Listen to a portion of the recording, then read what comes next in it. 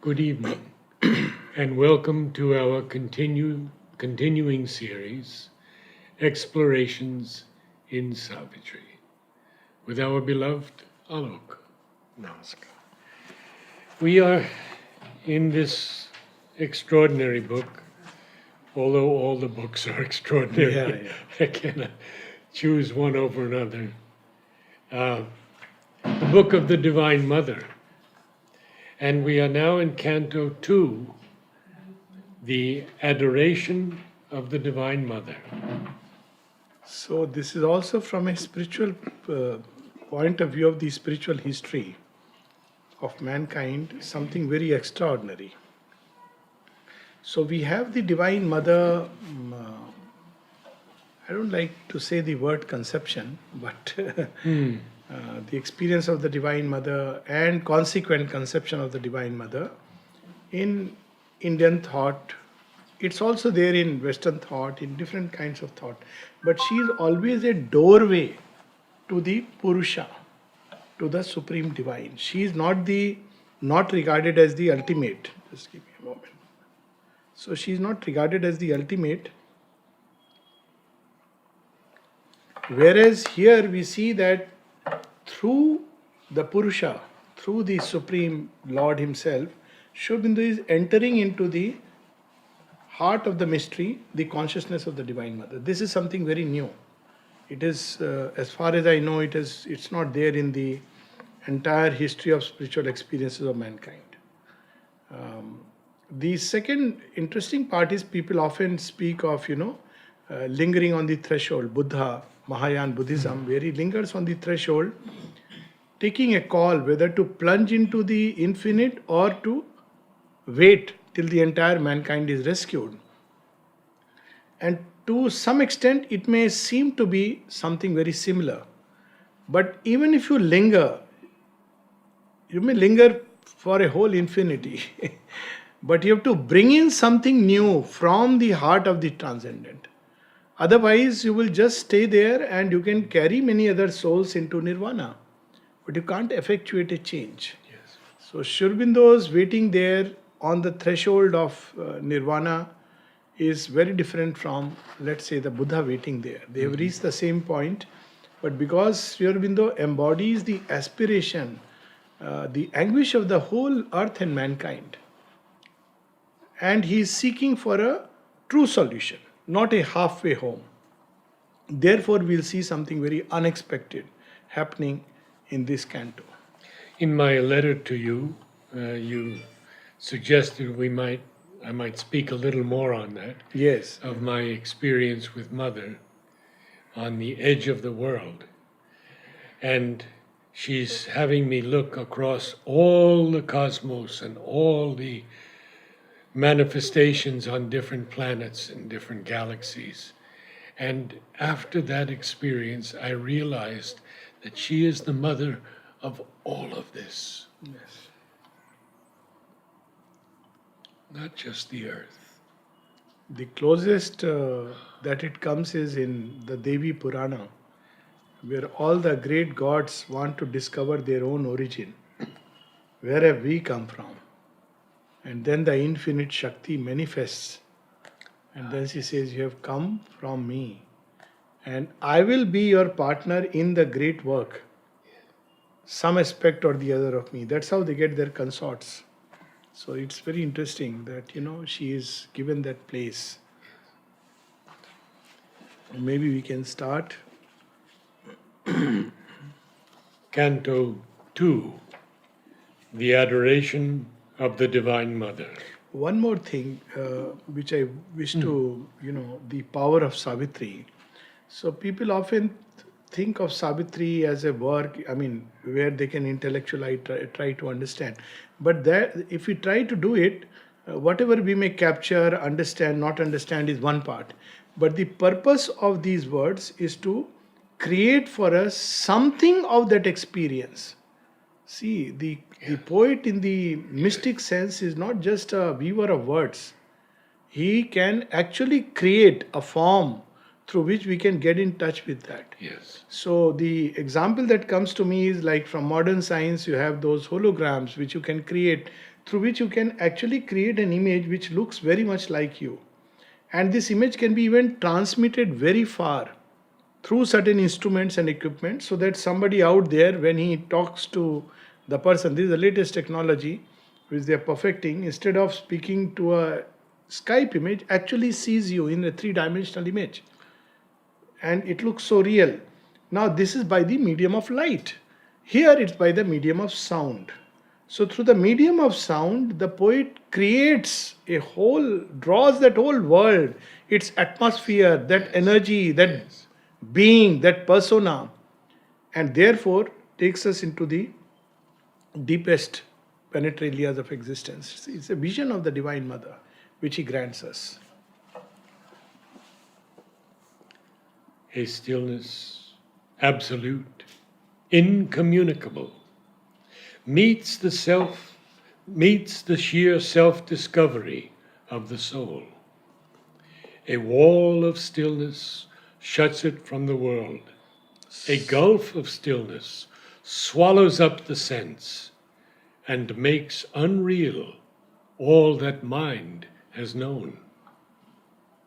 All that the laboring senses still would weave, prolonging an imaged unreality. So this is of course, this is a deeply experiential truth. People often ask how to make the mind quiet or still. So they try calling the stillness and silence from above, which is one way, but it's a more difficult way.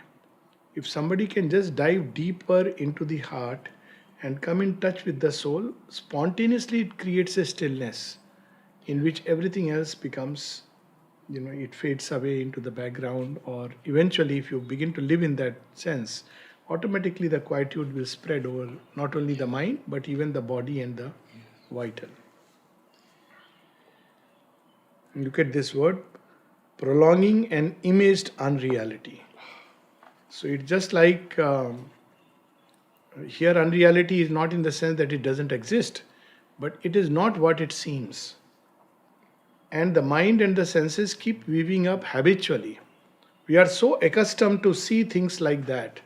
Psychologically, it's easy to understand. Yes. Like there are people who are suspicious by nature, fearful by nature.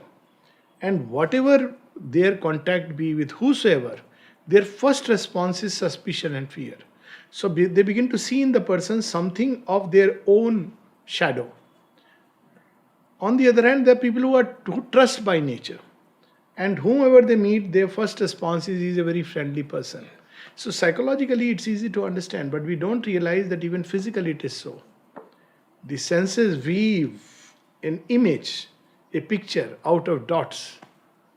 And then out of habit, our mind keeps on repeating that image, and we are trapped within something that the senses have conjured. So that's why people often say that, we don't see the divine. Well, it's because the senses don't show the divine.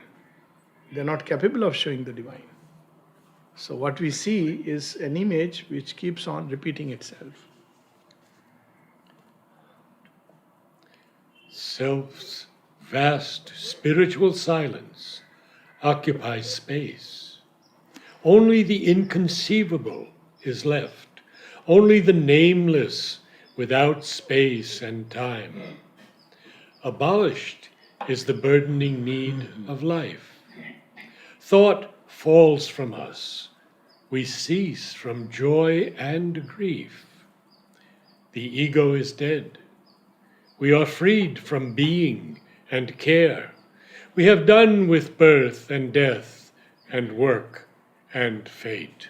So this is where Ashwapati stands, where if he wants, he can make a choice and completely vanish from this whole cycle. Yes. O soul, it is too early to rejoice. Thou hast reached the boundless silence of the self. Thou hast leaped into a glad divine abyss. But where hast thou thrown self's mission and self's power? On what dead bank on the Eternal's road?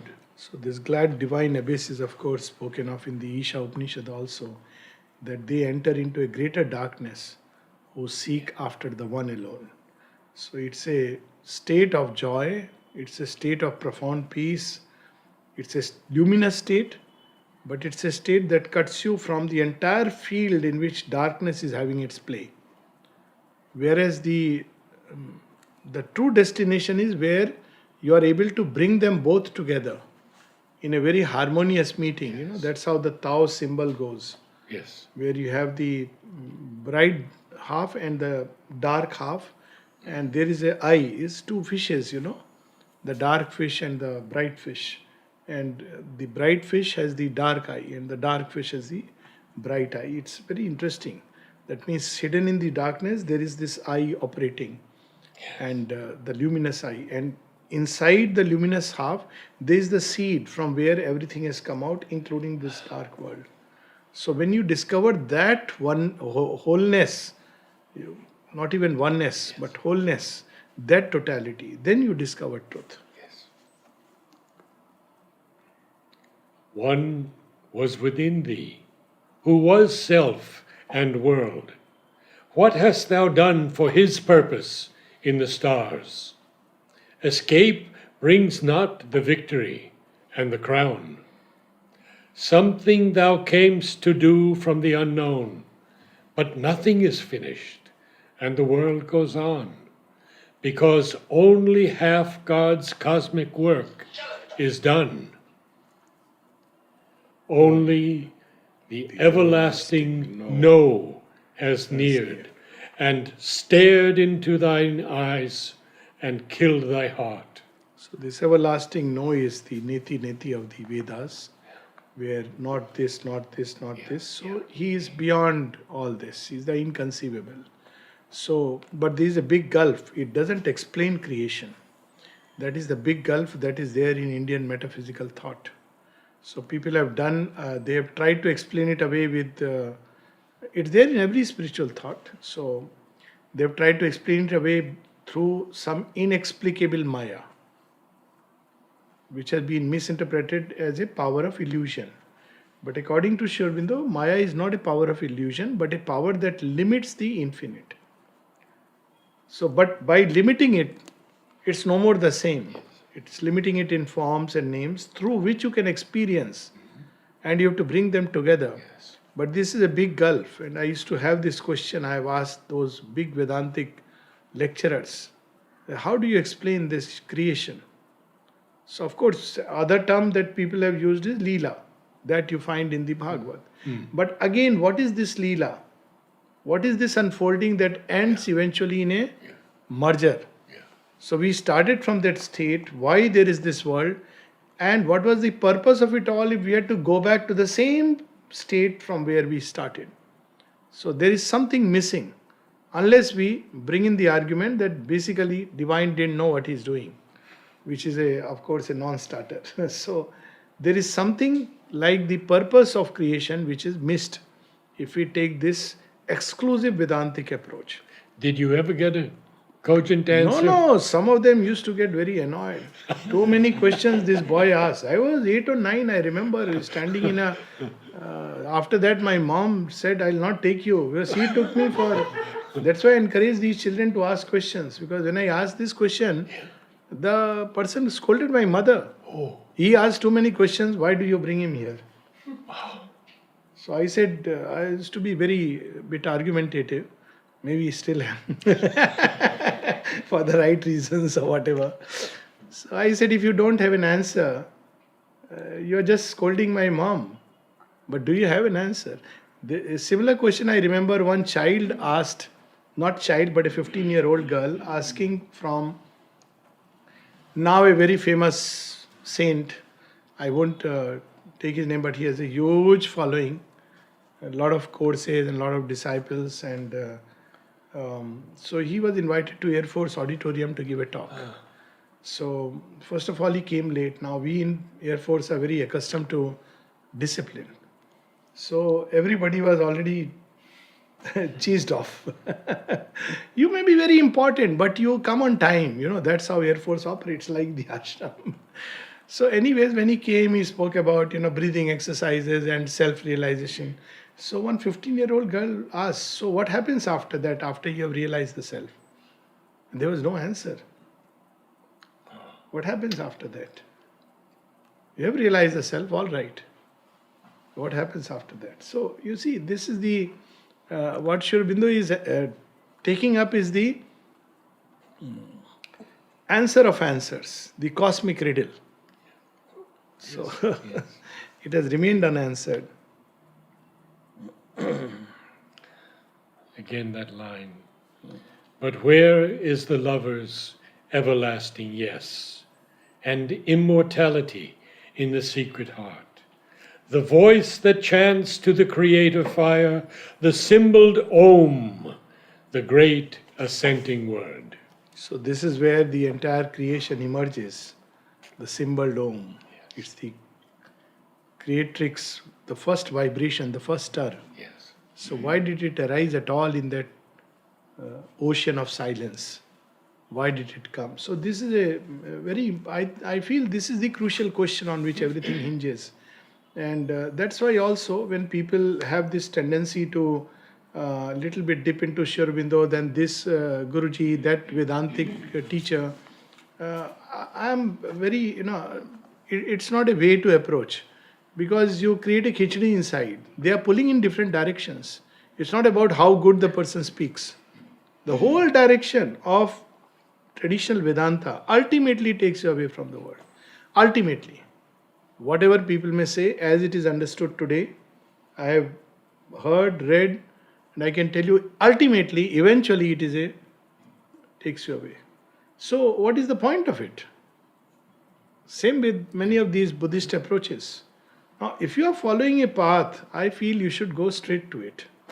Why look left and right? Now, this is not as a some people think it's sectarian. No, it becomes sectarian when you say this is the only path that everybody should follow.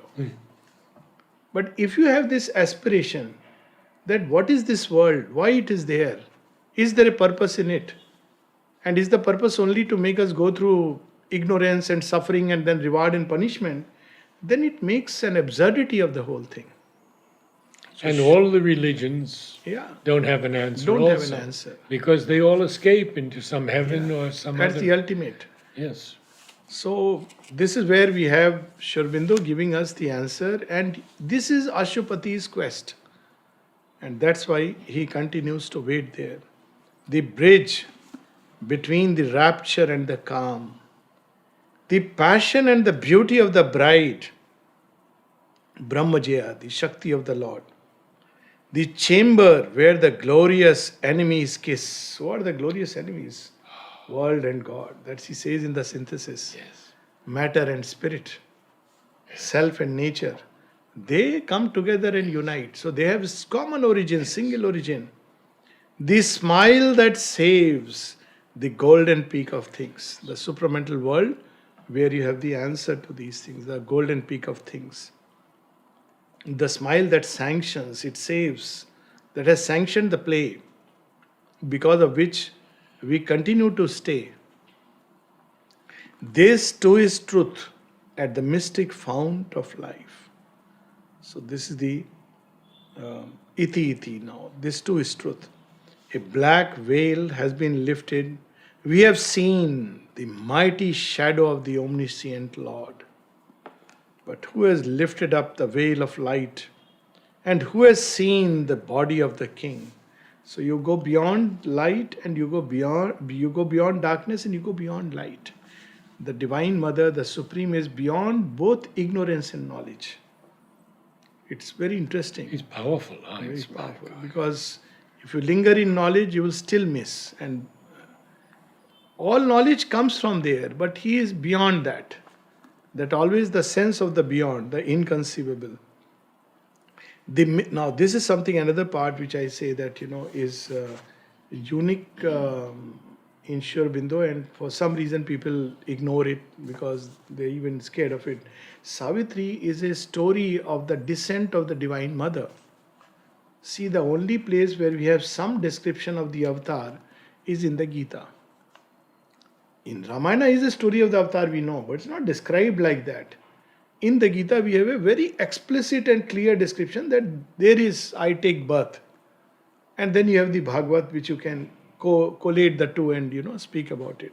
But what is this human birth that the divine assumes? Is it possible? Why is it done? What is its purpose? So here he says that something has not been understood. The mystery of God's birth and acts remains. Yes. So this is something which is still not known. Leaving unknown the last chapter's Unbroken. seal. Leaving unbroken the last chapter's seal. Unsolved the riddle of the unfinished play. The cosmic player laughs within his mask. And still the last inviolate secret hides behind the human glory of a form, behind the gold eidolon of a name. So you see, this is very interesting. Sometimes one line of Sri Aurobindo opens doors to deep and deep understanding. One of those lines is, man is a transitional being. Now, if you really look at this line, it explains everything. No. It's not a finished product, this creation. So before we can draw conclusions about what it is and what it is not, let's go through the end of the game. As Sri Aurobindo says that wait for the last chapter Yeah. of the great act of God. It's not yet over. So all our conclusions right now have to be proviso, because it's still evolving. This again is an amazing conception. I've seen very otherworldly mokshvadi saints. They don't have this idea. So if you ask them, the only way they say is, no, human beings have stopped evolving, which is an absurdity. It's a logical absurdity. It's not true. Biologically, it's not true. There is evidence that human beings are evolving. Concrete evidence that even physically human beings are evolving. Absolutely. And you say in audience that human beings have stopped evolving. But if they are evolving, then we have to see where they are evolving to. And then only we have a right to draw final conclusions. Yeah. So here he says that we have yet not finished the game. Why there is form and name and why the divine ensnares himself. A large white line has figured as a goal, but far beyond the ineffable sun track's blaze, what seemed the source and end was a wide gate, a last bare step into eternity. So this is where he stands, and it's not like you enter and there is nothing. There are creations, manifestations of the eternal. At the end we have in Savitri, when she teared the mask of death, and there are, so the divine reveals to her the eternal manifestation. This is temporal manifestation. If you see the diagram drawn by Sri Aurobindo, these are temporal manifestations subject to time. Then there are manifestations which are beyond the reach of time. For instance, the world of bliss of Shri Krishna. There is a constant dance going on.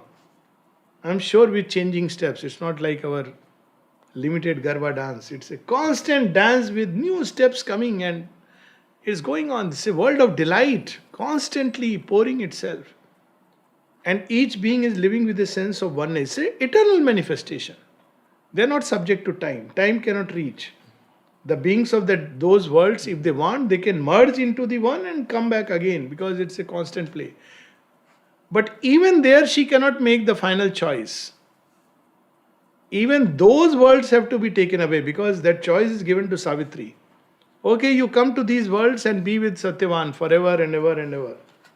But even there, the last choice cannot be made. Even that has to be taken away. And then she reaches that point where there is nothing but the voice, Two places we have the voice. One is there, and one when Ashwapati in this book will stand on the threshold, when the voice will say, it's beyond any canto 4 of this book.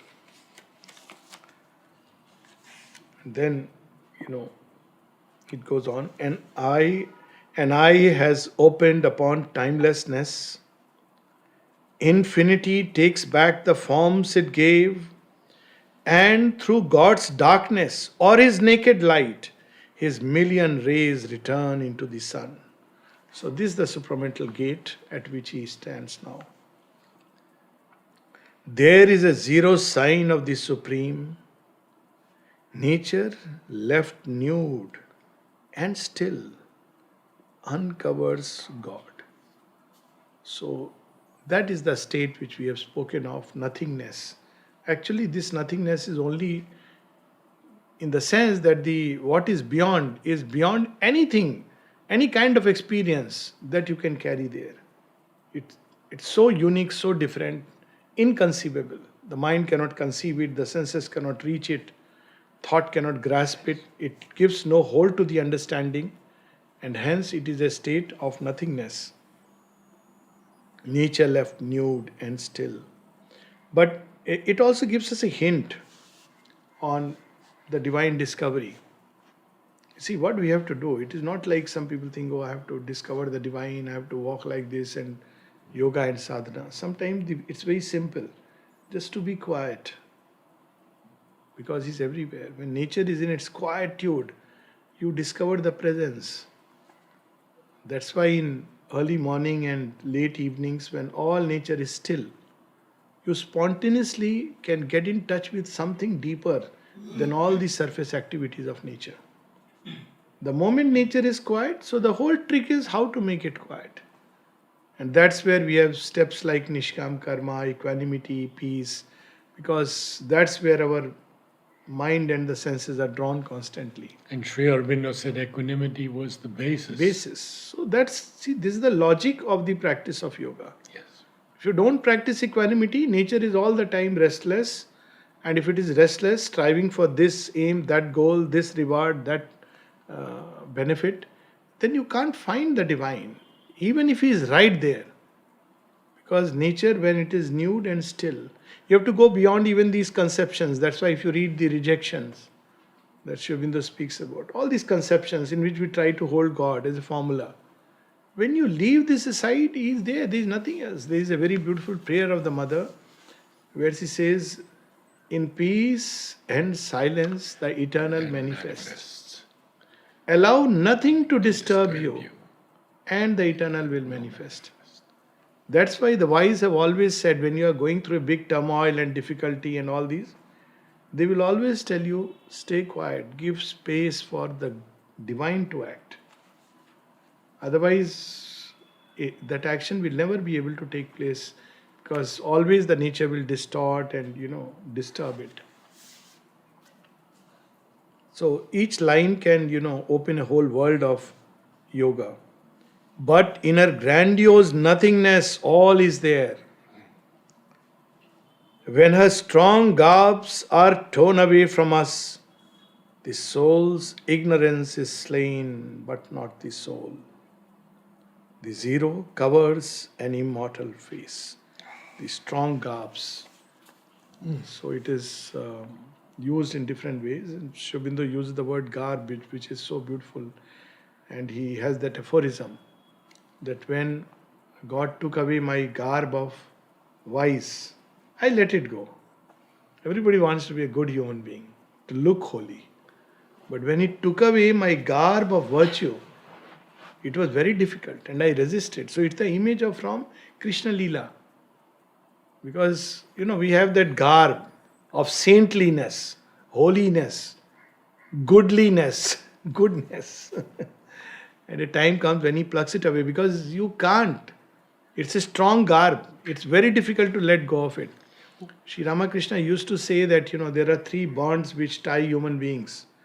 One is the iron bond, which is tamas and, physical nature. And we understand this is a bondage and we get rid of it. We try and eventually, we find ways and means. Then there is the silver bond, the rajas. So you realize this is not the real stuff, so you want to get rid of it. You get rid of it. But the most difficult is the sattvic bond. The bond of right and wrong. It's the golden bond. Here he is using not golden in the supramental sense, but it's the gold bond. So you know it is tying you, yet you feel it's something very precious and you don't want to let go of it. What will happen to you? Who is going to respect your care for you if you move about like that? But and that's the reason why Daksh cannot accept Shiva, Sati's father. He says this man has no values. He's beyond all values. Dress sense is poor. He can make friends with the jinns, with the ghosts, with the Rakshasa. He moves around with them. He doesn't know sometimes he's drunk on something, some wine. And then he comes on a bull, tying a snake around him. What kind of he has no social sense.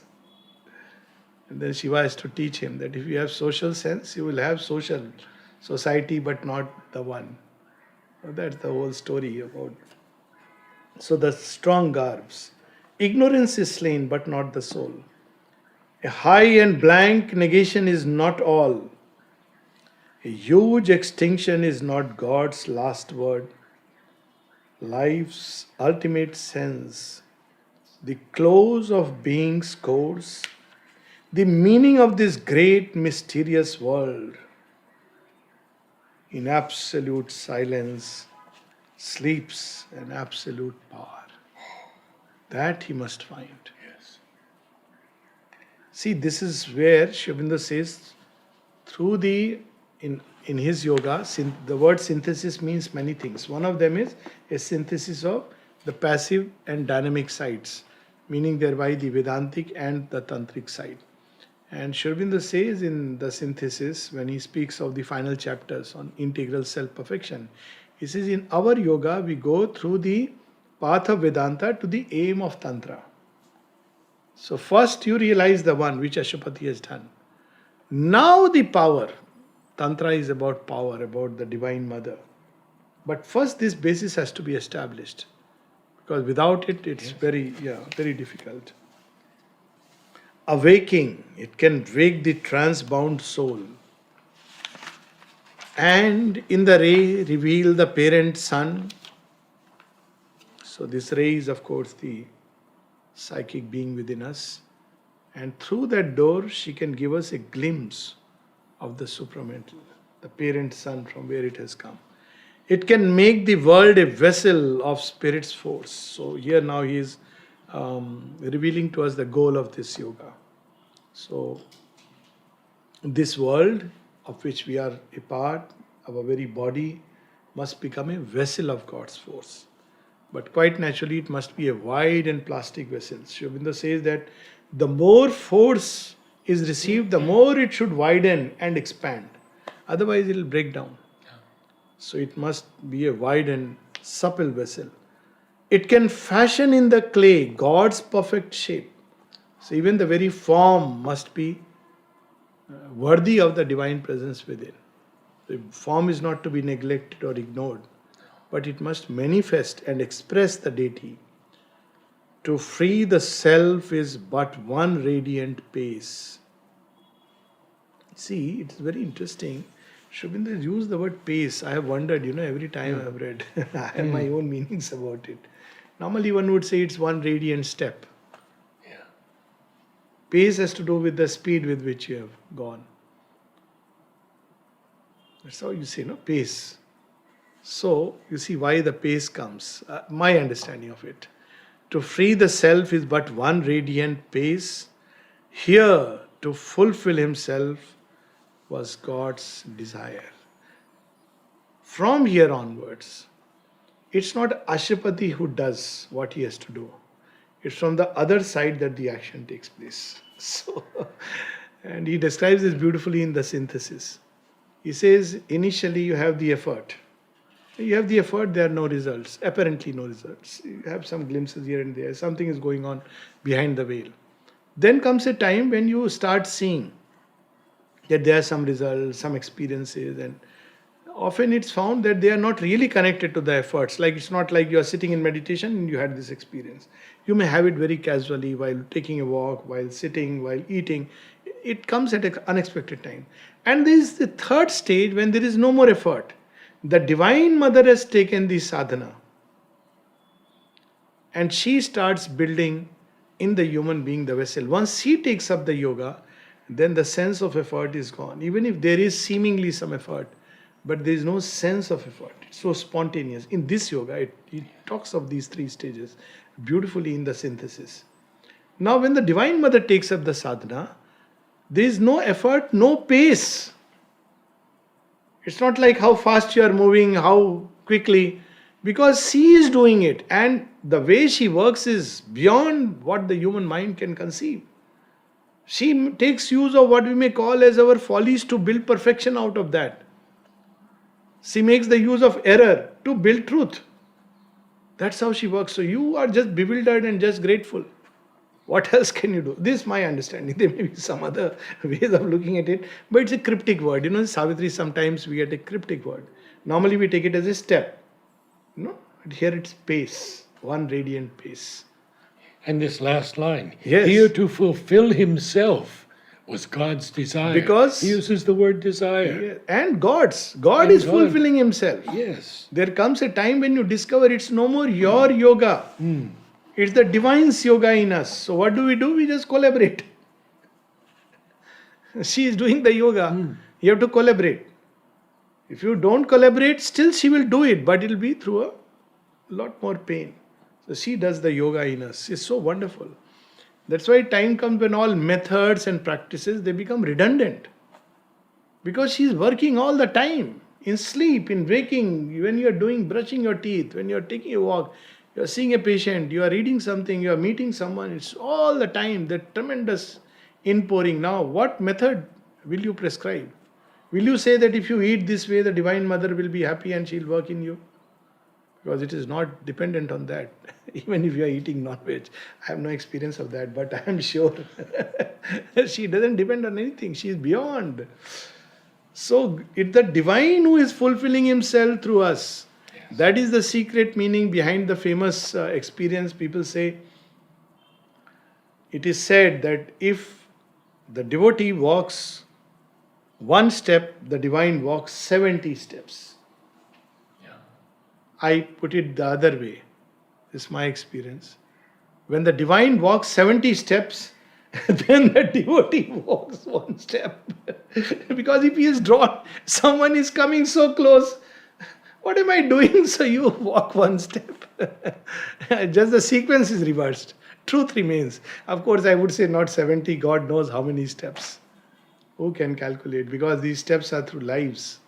He has been calling us, walking near, coming nearer and nearer. And we miss. There's that beautiful story about the man walking with God. Yes, And some of you know that, I think. carrying. And yes, and then he falls into difficult times and he says to God, I only see my own steps now. And God says, that's because I was carrying you. Beautiful. Absolutely. Beautiful. And indeed, after a time, she does carry. You don't know what is meant by effort. Yeah. You don't know what is meant by doing sadhana, doing yoga. It becomes meaningless after a certain point. So see here again, this is further qualified or so beautifully it's described. We'll read a few lines and then we can stop. Even while he stood on being's naked edge, there is no more movement from there. He doesn't know. He can't just jump into it. Even while he stood on being's naked edge, and all the passion and seeking of his soul faced their extinction in some featureless vast, the presence he yearned for suddenly drew close. This is what even the Upanishad says. Na yamatma, na pravachane, na medha, na bahuna shrutin. You may try all things, but none of these. When the time comes, the grace picks up and chooses to reveal itself. So here also he is waiting for the presence. And Sri Aurobindo for years he speaks of that. In fact, there is a famous letter where he says, all my work and sadhana were waiting for the mother. Yes. Waiting for the mother. And we can see here, because we look back into book 1 and book 2, and we see how much Aswapati Yes. has achieved. And it's nothing now. There's still nothing. It's all gone. The whole universe has fluttered and sunk. And that's why when we live in that state, then the Divine Mother, that's what is meant by saying, when Nalnida gave that famous thing that which people interpret in their own ways, and once it was half circulated, that, Nalnida said, now that even the mother is not there, Ah, yes. you must become a hero warrior, or something like that. Or perhaps a yogi. But at the end he says, or perhaps a child. There is no other way. So when you become a child, you wait upon the mother. You just keep on time to time calling Ma, Ma. She will say, I have heard you. I am coming. I am preparing your bath water. Preparing some nice khichdi for you, food for you. What else can you do? Because it's a completely a new change. Human mind cannot even conceive what the supramental transformation is. I have seen people who are constantly confusing an outer, change of things, or there is a letter of Sri Aurobindo. He says it's not a ethical, moral, saintliness or holiness. None of these things is meant when I speak of the supramental change. It's not becoming a yogi, etc. in the, sense of the word. It's completely something very different. It's to embody that presence, that consciousness in everyday life. You are a normal person and yet you are not a normal person. That's the whole problem. That you are But we need the humility to accept it. exactly. Because our mental concepts are still there. We carry it Yes. here. We still are looking for saints. And we don't have saints. Thank God. Not another saintly place. Holy people's place. Across the silence of the ultimate calm, out of a marvelous transcendence core, a body of wonder and translucency, as if a sweet mystic summary of herself, escaping into the original bliss, had come enlarged out of eternity. The supreme mystery takes a kind of shape, but all around she is merging with infinity. As if the infinity has taken a kind of form just to connect. That's all. Original bliss. Marvelous lines. Someone came, infinite and absolute. There is nothing beyond that. Someone. Look again, as I say, Sri Aurobindo can use the most common words Yes. with an extraordinary sense. Look at the use of the word someone. Normally it's like, I don't know, someone. But here it's someone because you just can't put a label. How do you put a label on infinite and absolute? Someone. Now here he has lifted the word someone to what heights? I think many words have undergone transformation because of Sri Aurobindo's usage. If you see the dictionary meaning, it'll be like, someone. You are not sure. It's not hollow. specific. Yeah. Yes. Could be this, could be that. But here the word is taken to its ultimate possibility. And he also brings in that sense of surprise, Yes. wonder. Wonder. All these together. Someone came. Infinite and absolute. And what happens next is something wonderful, as you said, wonder and surprise. A being of wisdom, power and delight. So you see, we have Sachidananda. Om, the mantra, no, is there. Om Anandamayi, Chaitanyamayi, Satyamayi, Paramayi. So you have wisdom, truth. She the truth. She the consciousness, power. She the bliss. Ananda. So you have this, a being of wisdom. This he has assumed to play with the. So we have heard about Sachidananda as the masculine. But there is Sachidananda in this way. Anandamayi, Chaitanyamayi, Satyamayi, Parame. See, this is something Yes. very fascinating. Even as a mother draws her child to her arms, took to her breast nature and world and soul. So there he was facing the extinction of everything. World has collapsed, nature has become denuded, and the soul is on the verge of extinction. Even the sense of a separate soul is gone. But here she comes and takes all of them together. That's why when mother was asked that, what do you expect from us? She said, nothing. Yeah. What can we expect from you? She said, everything. Everything. She doesn't work like either or. Nature and world and soul. For both the spiritual fulfillment and every kind of fulfillment. I mean, it's really a very different approach, and it's one just wonders that someone told the mother. I mean, she would say something very different also. But one of the stories, when people had from porcelain, people graduated to the steel utensils. And when mother was asked that, they was very happy that they have steel utensils now in the dining room. She said, I want my children to eat in golden utensils. It's a way of saying that, why should you? Everything.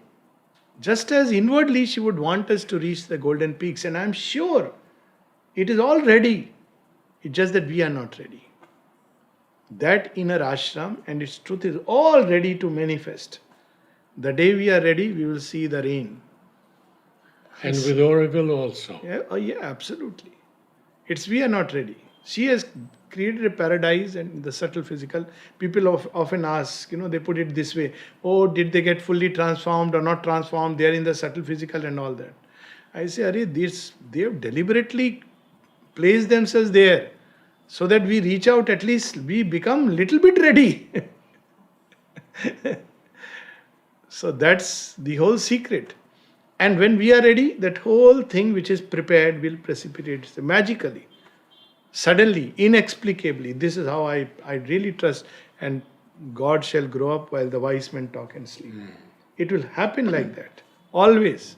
This is how day breaks suddenly. This is how suddenly you see one day out of the soil a little sprout. You see a new leaf. Suddenly, every day you see nothing is happening. One day you see a little sprout.